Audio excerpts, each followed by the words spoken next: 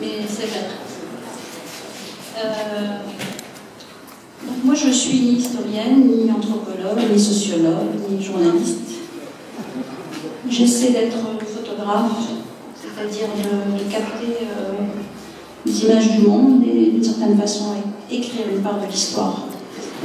Alors je vais écrire un premier texte que j'ai écrit pour une revue internationale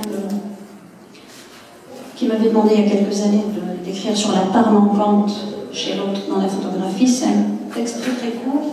Et puis après, quelques mots sur mon expérience avec la communauté noire de Djerba et quelques photographies qui vont être projetées parce qu'un photographe, normalement, ça ne doit pas parler. À la question posée pourquoi je photographie, la réponse est plurielle, mais obsédée toujours par la même préoccupation, celle de donner corps à des apparitions insolites et familières qui m'accompagnent tout au long de mon voyage. Travestis, déportés, fous, êtres errants, marginaux, immigrés, captés au hasard des rencontres ou élus pour une pause, ce sont mes compagnons de route.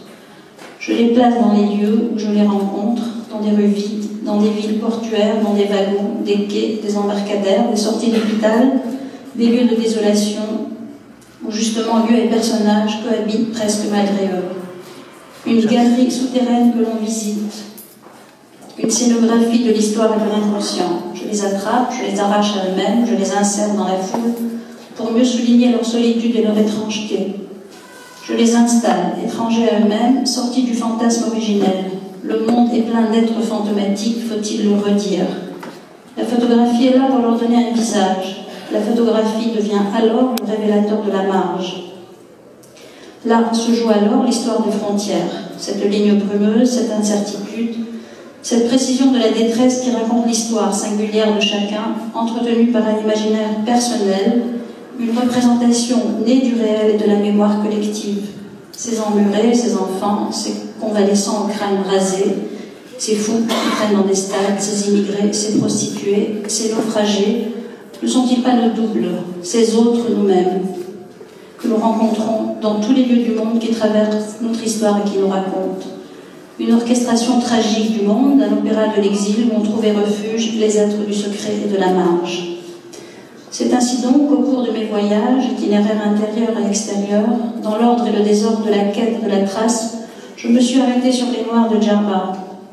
Les Noirs de Djerba, de Midouna El-Mey, de Mahgoubi Nahomsoug, de Hadji Meyer. J'ai photographié en toute humilité leurs visages, leurs maisons, leurs rituels, leurs mariages, dans le déroulement des saisons, des beautés à cris ouverts, ces visages offerts. J'ai photographié leurs danses, le tremblement séculaire de leurs gestes, la poussière amassée sur les longues traversées. Il n'a pas toujours été facile de les familiariser à l'objectif, de les faire passer d'être passifs à être actifs, de les lever, de les soulever, de les amener à montrer cette infinie tendresse que cache l'exilé dans son silence. Car l'exilé, pardonnez-moi pour le stéréotype, se sent toujours menacé, persécuté à son insu. Photographier, c'est offrir quelques chemins tranquilles, dans l'intranquillité des forêts et des broussailles inscrites dans la mémoire génétique des Noirs. Car qu'est-ce que photographier au fond? C'est sortir du cimetière du silence des visages, extraire la vie de l'ombre, inviter les pays engloutis, cette Afrique sourde qui résonne dans leur inconscient et dans leur geste. C'est, grâce à la photographie, leur donner une autre terre, c'est quitter la fixité. Nous sommes à Djerba, mais nous aurions pu être aux Caraïbes, en Afrique noire ou aux Antilles. Nous sommes dans les Rouges, mais nous aurions pu être sur les bateaux et dans les cales au moment de la traversée des négriers. Et nous enregistrons le cri. Le photographe, la photographie, ici enregistre et le cri et le regard de la communauté noire. Cette pulsation primordiale du peuple noir dont parle l'écrivain Édouard Glissant.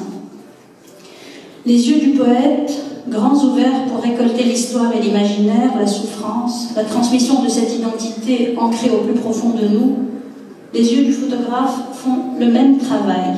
Ils redonnent un nom à cette communauté. Ils nomment, renomment leur nom qui fut longtemps effacé. La photographie écoute ces acteurs sans parole, ces locuteurs sans vrai lieu. Elle a le pouvoir de briser le silence, ce tourbillon où se retrouvent tous les opprimés du monde. La photographie ouvre les chemins de la mémoire, explore du dehors au dedans et du dedans au dehors. La photographie, si elle s'accommode parfois des représentations les plus symboliques, prend en charge aussi une autre strate de l'histoire, celle de la mémoire libérée des hommes, celle du premier homme qui remonte les temps anciens et se mêle à la nuit. Pour terminer, je voudrais lire quelques lignes d'un livre d'Édouard Glissant.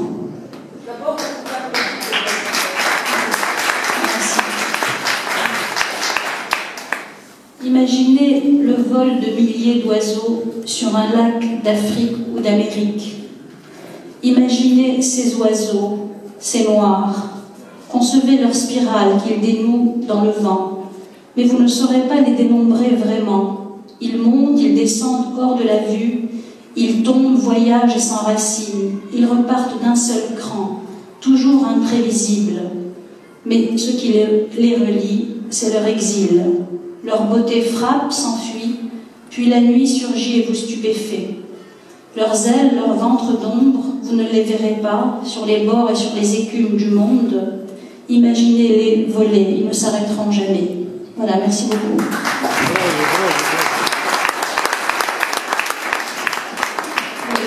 Quelques images, hein, vraiment.